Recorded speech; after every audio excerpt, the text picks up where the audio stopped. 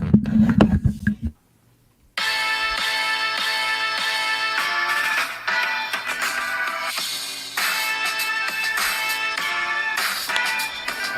the air to right.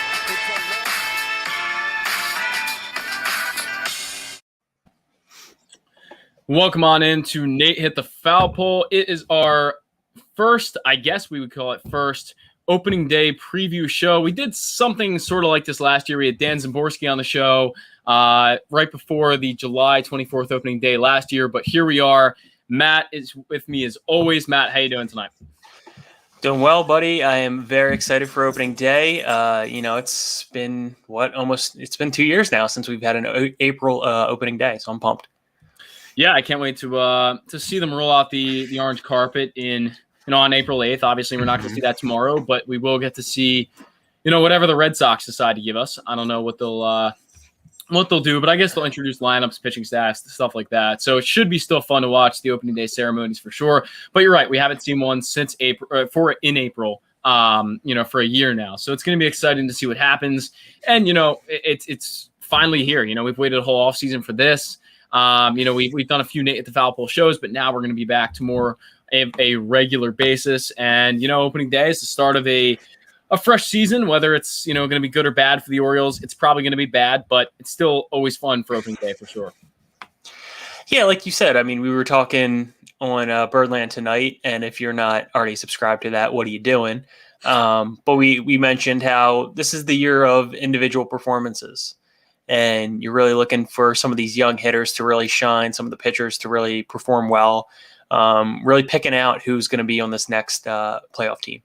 Yeah, right. It's not about wins or losses. And, people are going to be happy when they win. People are going to be upset when they lose. And there will probably be people like we've been for the past couple of years who root for them to lose because we can get a higher draft pick. And, that's a whole different argument. But it's still not about the wins or losses. It's about what guys like Trey Mancini and Ryan Mountcastle and guys like Austin Hayes, Cedric Mullins, what Adley Rutschman does in the minors, what Yusniel Diaz does when he finally comes up to the majors. Those are the storylines. That's the kind of stuff that is going to be exciting. We should watch this year for sure.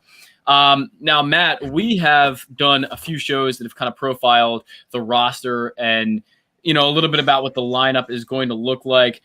As far as the pitching rotation looks like, we're going to have Kramer and Lopez as our 4 and our 5. Harvey will be the 2. And then Bruce Zimmerman gets the nod for the number 3 spot. I guess we've already kind of given our thoughts on this, but we will see John Means tomorrow night. Nate Eovaldi will be going for the Boston Red Sox. Who do you feel is the better pitcher out of those two, and who do you expect to really dominate the game? I think the better pitcher, at least track record-wise, has been Nathan Eovaldi. Right. But I would say at their best, I would say Means is probably the better pitcher. Now, we've seen what Eovaldi has done in the postseason. That was really special a few years back. But this is kind of an intriguing matchup just because Eovaldi is 6-1 all time against the Orioles. Not that, records for a pitcher means much, but it's, he's still got an ERA in the low 4s. So he has been able to really show a lot of success against the Orioles. Now, in terms of John Means, he seems to, with varying success, he seems to pitch pretty well against AL East opponents. Especially if he sees them a few times, he can probably get a feel for their lineup. I would give the slight advantage, however, to Eovaldi in this matchup, even with the Red Sox probably having a lesser offense than the Orioles. Yeah, I would agree with you. I mean, I think Valdi is a guy who is not an overwhelmingly good pitcher. He's a fine pitcher. He's a serviceable one. He's probably the best pitcher on that Boston staff outside of Rodriguez, but you could go back and forth on that all day. Eovaldi, the thing is about him, he dominates the Orioles. He started last year on opening day, obviously a weird season, but they won over the Orioles 13-2, and Eovaldi dominated the Orioles. They didn't hit his 100-mile-an-hour fastball. That's kind of been a thing for the Orioles over the past few years, is that they really can't hit velocity, and that's why Eovaldi scares me a bit. John Means, he's shown some good things in spring training, but I'm not a big fan of his profile against a team like the Red Sox who hits a lot. They've got guys like Devers, Bogarts, JD Martinez. It's a really strong lineup up and down. And I just don't really feel like John Means is going to have a ton of success, especially just coming off, a spring training that was kind of rough a little bit in some spots. So I would agree. I think Eovaldi is the better pitcher for sure. Yeah, I also think it might take Means, 2 or 3 starts to get really a feel for things this season. Yeah. Obviously, with the shortened season last year and him not really pitching all that much in total, he didn't get really a full year's reps in last year. So I think it's going to really take some time for him to gear up. Hopefully, by mid to late April, we'll start to see the John Means that we all hope for. Yeah, I mean, that's the goal. I mean, John Means is the de facto ace for the Orioles, but he's still not one of the better pitchers in the majors. So I think we have to go in with our expectations a little bit low. And tomorrow night, he might be, somewhat ineffective against a good Boston lineup. But Matt, moving on to what the lineup will look like for the Orioles, what do you expect? We've talked a little bit about how we think the lineup's going to be structured, but I know you've changed your opinion there a little bit. So what would you expect as far as an Orioles lineup goes? Yeah, the way I'm kind of looking at it, especially if Santander is going to be in there, kind of looking at Cedric Mullins, Mancini, maybe then Santander, Mountcastle, and then this is where it gets a little bit questionable with Austin Hayes maybe in there in the 5 spot. Number 6, maybe Michael Franco. Perhaps number 7, if you want a starting second baseman being Pat Valaika. I could see him cracking the opening day lineup over Ramon Urias. And then I probably round it out with Freddie Galvis and my guy, Chance Sisco. Yeah, I think Chance Sisco has a chance to start tomorrow. I think they'll start Severino, so I'm going to throw him into my lineup. But yep. I agree with you. I do think that Cedric Mullins is the leadoff guy, and he should be the leadoff guy just based on what we've seen in spring training so far. The number 2 hitter, I think you put your best hitter there. It's got to be Trey Mancini. Mm-hmm. Your number 3 hitter, Anthony Santander. Number 4, Ryan Mountcastle. Your number 5, Austin Hayes. Just makes a lot of sense there. Your number 6, I would go Michael Franco playing third. Your number 7, I'd go with Galvis at short. Number 8, I would go with Pedro Severino catching. And then number 9, I go with Ramon Urias as the second baseman. But I don't know if that's the way it will play out. That's the way I kind of expect it to play out. Pat Valaika could be the starter. I think we'll get to see tomorrow a little bit more about what the Orioles' plans are as far as, or if Ramon Urias is that guy. So we'll just kind of have to see that going forward for sure. Now, Matt, we've kind of talked a little bit about who we think the best players in this team are and who we expect to perform and break out. But what are some of your award winners for this team? Because at the end of the year, we kind of have to see who's going to be the MVP, the best hitter on the team, the best pitcher on the team, the Cy Young, that kind of stuff. So rookie of the year, I think we can get right out of the way. I think we both agree it's Ryan Mountcastle for the Orioles this year, unless, Dean Kramer might be a guy for you. I mean, Dean Kramer certainly has the potential. I think there's a few guys that have potential if they come up early enough.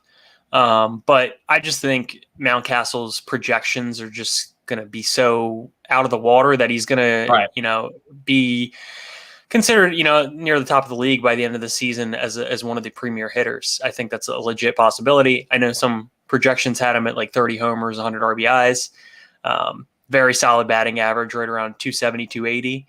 And I mean, that's like, Justin Upton numbers. That's like, upper echelon type hitter numbers.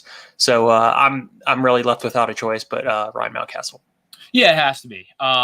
Dean Kramer, I expect him to pitch well. I expect Bruce Zimmerman to pitch well. I expect a guy like Dylan Tate to pitch well. But the obvious guy is Ryan Mountcastle here. He makes sense. He's the guy who is probably going to be maybe your best hitter by the end of the year, especially if Trey Mancini is traded mid-year. So I definitely think that Ryan Mountcastle is the guy for now for Rookie of the Year for the Orioles. Now, it gets a little bit tougher with our next award because I'm going to bring up Cy Young next because Cy Young is a little bit tough just based on the fact the Orioles don't have a lot of pitching. Last year, I made the worst prediction ever. I picked Cole Saucer. I don't know why. I picked Cole Saucer. I have no shame in that, but I have no idea why I did that. I forgot about that. This year, I've got to pick someone more given. So I'm going to go with Dean Kramer this year. I have a feeling Dean Kramer, by the end of the year, will be the best starter on this team and the best pitcher on this team. So Dean Kramer is my guy for 2021. Dean Kramer, I mean, he has all the potential in the world. We know what he showed in his first 3 starts last year and how many strikeouts he really racked up. My guy's going to be Tanner Scott. I think he's going to be the best pitcher overall in the team. If he can kind of harness those walks, at some points he looks unhittable. So if you have him in the closer role and he really establishes himself there, you could look at either a major trade piece or a guy that you really want to hang on to for the future. Yeah, I think that's a great point. I mean, he's a guy I would like to hold on to for the future, but I do think he is definitely going to take over that closer role, at least by the end of the year. Tanner Scott is great stuff, and he's finally learned how to harness it, like you mentioned. So it's a good pick right there. Now, I don't know what you want to call your best hitter award. Maybe your silver slugger. I said MVP. I don't know if that's necessarily MVP. That's fair. Yeah, and I don't think any pitcher is going to be MVP. I think we can both agree on that. So for me, based on the fact that Trey Mancini could be traded, obviously we don't know about that, but he could be. And Anthony Santander is another guy who's been in the trade rumors a little bit. I think the guy you have to pick for MVP is Ryan Mountcastle again. I think he has to be the guy who makes the most sense. He's the guy who's probably going to hit the most over the full year. Ryan Mountcastle is probably going to be the Orioles MVP along with the Rookie of the Year, like I mentioned earlier. That's my pick as well, Mountcastle, for the reasons you outlined there.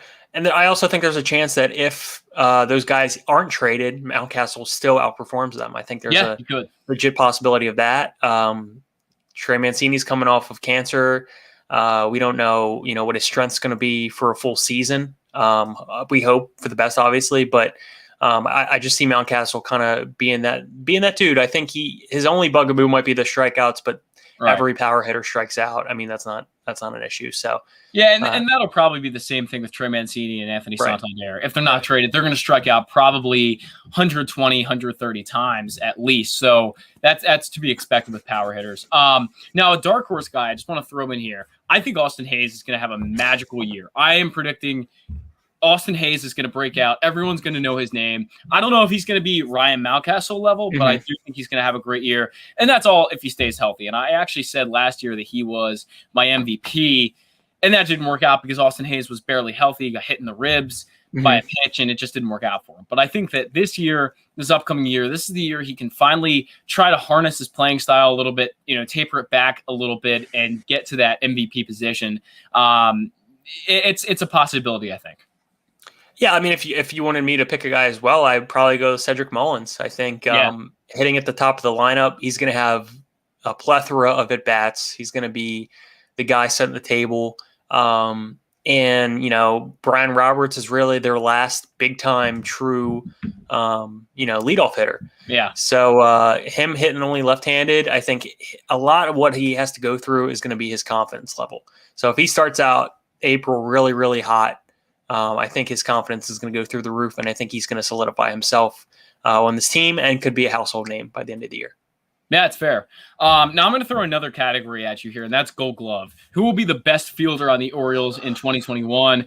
Another one where there's good options. I probably would have said Yolmer Sanchez, but now that he's been released, it's going to change a little bit. But my pick is going to be Cedric Mullins. I think Cedric Mullins is going to be the guy they bring out there for defensive purposes. He makes the most sense, to play center field, even over a guy like Hayes, who maybe has the better arm. But Cedric Mullins is a guy who runs down every ball. And he really should have been in contention for a Gold Glove last year. Maybe it's all a popularity contest. But I think Cedric Mullins should definitely be in that conversation. And I think he's the Orioles Gold Glover for 2021. My answer is not going to be Pedro Severino. I'll tell you that much. I don't disagree.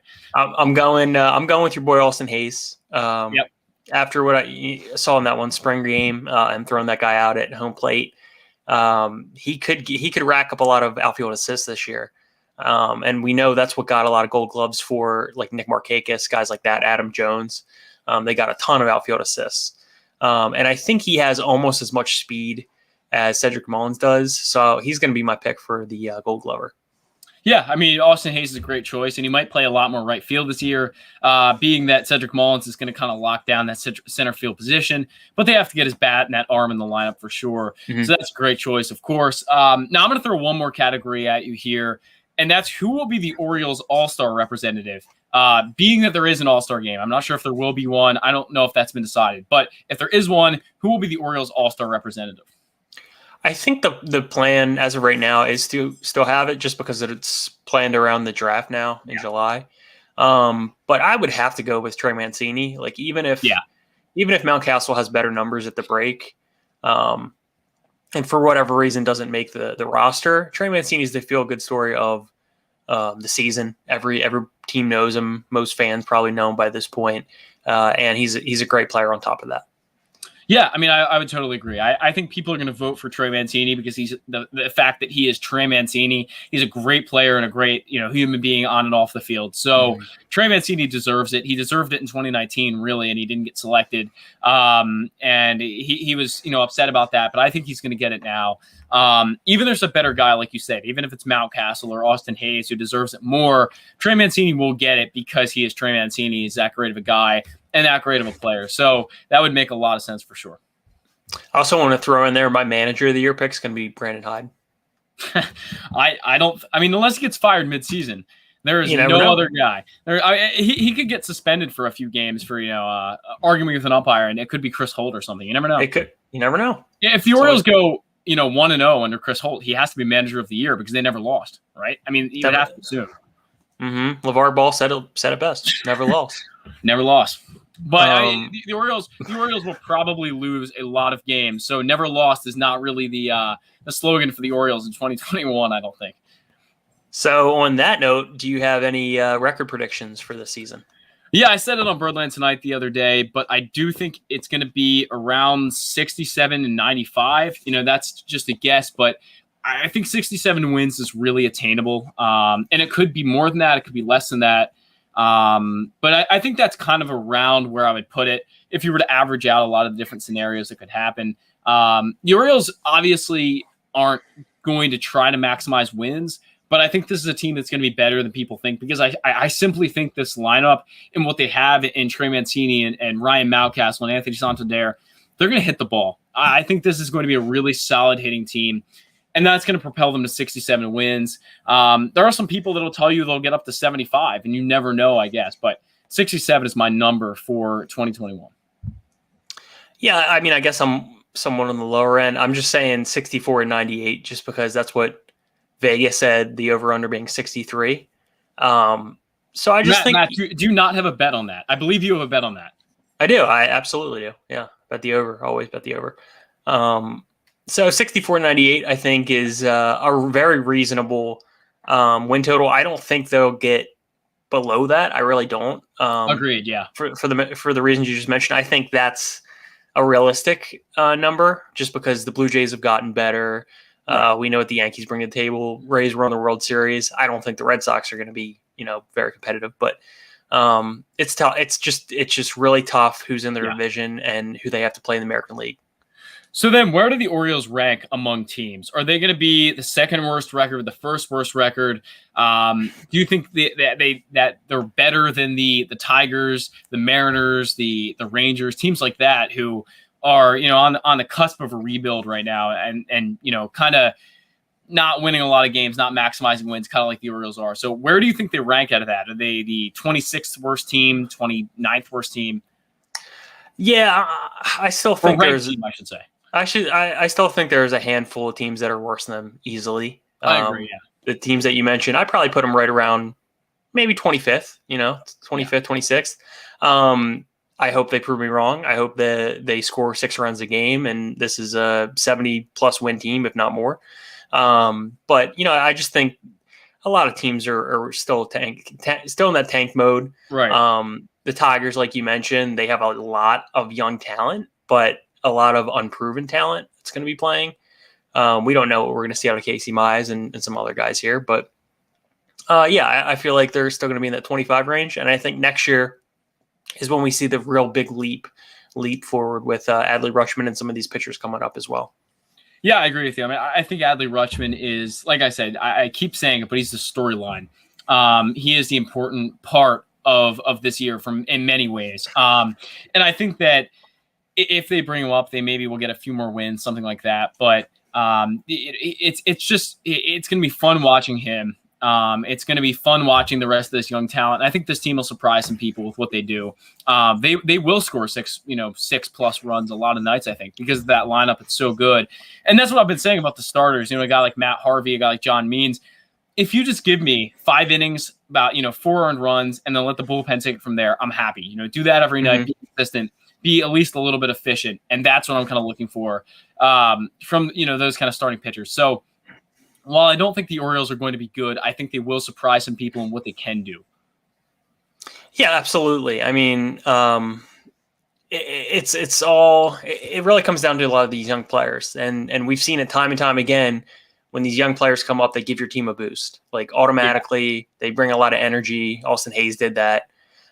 They just bring a lot of energy to the table, and let the chips fall where they may. They could look going into August and September like they were 2 or 3 years ago. Who knows? And then they get a boost in the last 2 months and really put the pedal down.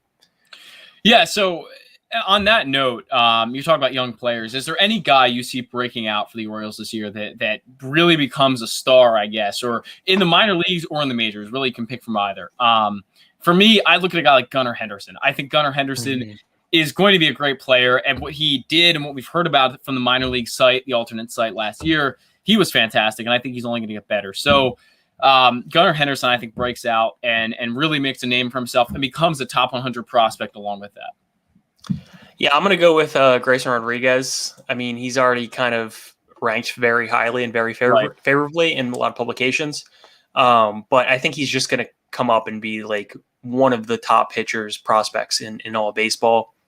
He might move his status all the way up to like a top 15 player. You never know. But I just see the stuff that he presents. We saw him at the Futures game. He's got just tremendous stuff. And, finally he'll be able to get a full season in. Yeah, I think he's going to be great too. And I'm excited. I really want to see him in person. With these prospects, you hear a lot about him, you read a lot about him, but you don't necessarily, have the chance to see him, especially with what happened in 2020. So, Grayson Rodriguez, I think that's a great pick of a guy who could become, more of what he is now and become really that top of the line pitching prospect. If he really isn't already. He's already very highly ranked, like you mentioned. Now that kind of wraps it up for the preview. There is a few other decisions the Orioles need to make. Obviously, there's a few roster spots that are kind of up in the air right now. But I think the team is pretty much it's getting pretty close to being finished at this point. And it's coming along. Now, it is the week that there are going to be a lot of waiver claims, DFAs around the league. And there already have been some notable guys DFA'd, but one of them is going to be Rougned Odor when the Texas Rangers actually make that transaction. They haven't done it yet. But when they do, he's going to be due $12 million in 2021. So that's not really something the Orioles would want to pick up. But if Rougned is released, that's a guy I could look at the Orioles picking up for second base. But is there any kind of roster movement you would expect from outside the organization in really this last 12 or so hours? I mean, before tomorrow, I don't know. Rougned Odor, I am not a fan of his. I just don't think he's a good player. He at one point in time he was right, and we loved him for the brawl that he got in with Jose Bautista. Right, but I don't think he's a very good hitter. I think he can hit home runs, but I just don't think he makes a ton of contact, and I don't really see him being a plus for this team. I don't see him being a benefit at all. I know you've mentioned maybe they go out and get that veteran catcher. Right. I could see them going out and getting, another starter if somebody gets DFA'd or something. You're at this point still in the rebuild where you have nothing to lose. So taking a flyer on anyone at this point is a good idea. I know we wanted them to go and get maybe a guy like Shelby Miller or somebody last year, but we got to be cautious. You can't just pick up guys willy-nilly, but I think Chris Holt and Michael Elias, they know what they're doing. Yeah, they absolutely do. And they'll make a decision based on guys that they like and that they've seen before and that they kind of know what to expect from. Now, I'm going to find, if I can find it, one of the Orioles beat writers put out a roster, basically a finalized roster that it really isn't yet, but it looks like that will be the case. And it was actually Joe Trezza from MLB.com. So as far as catching goes, it's going to be Severino, Cisco. As far as the infield goes, it will be Mancini, Valleca, Franco, Ruiz, Galvis, Urias. In the outfield, Mountcastle, Mullins, Santander, Hayes. In the rotation, Means, Harvey, Zimmerman, Lopez, and Kramer. And then finally in the bullpen, which is probably the most contested piece and the piece that wasn't finalized probably until this afternoon, after we learned that Sean Armstrong would go on the paternity list, Right. it would be Tanner Scott, Cesar Valdez, Paul Frye, Dylan Tate, Cole Saucer, Tyler Wells, Max Scroller, Wade LeBlanc, and Adam Plutko. So that's kind of your Orioles bullpen. That's your 26-man roster. And while it's not full of, great names and big names, it's going to be a team that I think all of us are going to watch every night and at least be excited for. So we'll just have to see what happens, but I think it's going to be a good year. I mean, Elias has not shied away from trading bullpen pieces either. So yeah. I would look for that. Maybe a guy like Paul Frye, who has a projected ERA under 4. Maybe he's a trade piece. Maybe Sean Armstrong, if he can really establish himself as like the 8th inning guy or something. He's got a ton of spin rate. I know teams like the Astros, for example, they got Ryan Presley for basically nothing, turned him into an elite reliever. I don't think the Orioles are that short-sighted to give away a guy like that, but I think if they know his value, they can get something decent in return. So that's another thing to look for in the bullpen. Yeah, it's a good point. I think Cesar Valdez is definitely a trade candidate and a good piece for any team who's looking for a bullpen upgrade. And just for a guy who can provide a little bit of long relief or maybe a closing role, he's kind of a jack of all trades. So that could be another piece as well. But I like what you mentioned about Paul Frye. I think Paul Frye is definitely a guy who the Orioles will look to deal, especially as they need to make room on the 40-man roster coming up soon. For some of these other younger pitchers, they'll start to weed out some of the older talent that they don't foresee being on the next competitive team. So that's all, going to happen probably at the trade deadline. I assume they'll trade some pieces for sure. So we'll just have to see who it is. Yeah, I mean, this should be an interesting trade deadline. Teams kind of know where they're at now, and they get a full season. So it's not necessarily as close to what we saw last year, but there's a lot of pieces that could be traded, and that's a good thing. If you're getting some of these guys that you don't have in the future, in your future plans being traded, that means that they were performing very well in the first half. And we've seen what Elias has done with trades, and it seems to be working pretty well so far. Yeah, he's done a good job. I mean, he's added a lot of key pieces. You look at Kevin Smith, Taron Vavra, those kind of guys. Mike Elias has added, and Kyle Jones, who's been a late riser. Yeah, so any of those guys are really good examples for guys that Mike Elias has added. So he'll do a good job and keep adding more guys.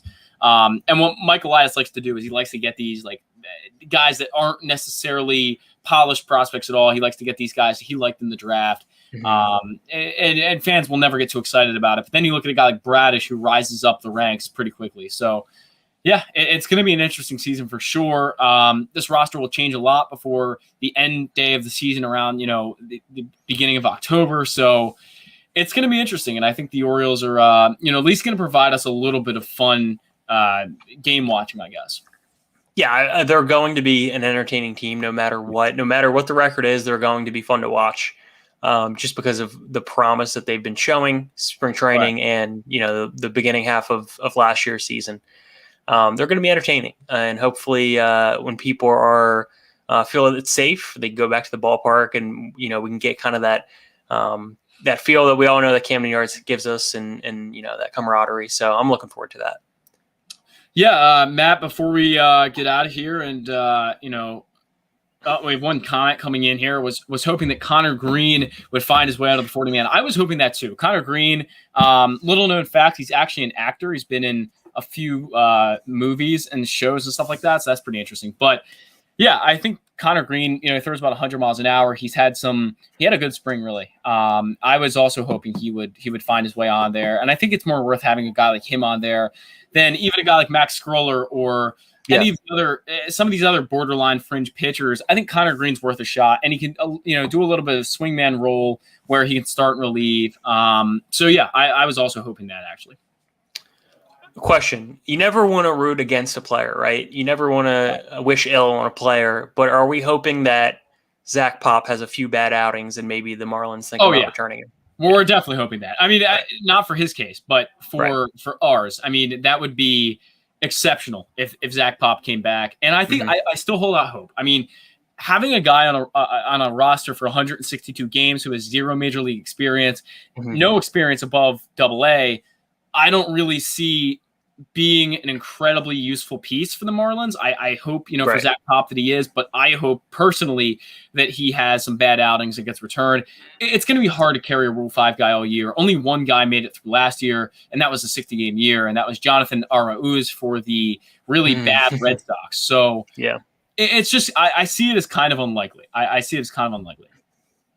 Yeah, there's definitely a break-even point when you have a guy. We've seen in years past, like a guy like Nestor Cortez, he's there for a week or 2 weeks. But once you get past like June-ish, June, July, you have a pretty good idea they're not coming back. Right. So it's really crucial in the first month or so. And people have been citing the trade that they made, because obviously the D-backs were the ones who drafted Zach Pop, traded to the Marlins pretty immediately. And people have said, oh, well, that's the reason he's not going to be returned. And that's not the reason he's not going to be returned. The reason would be is if he shows out and plays that well.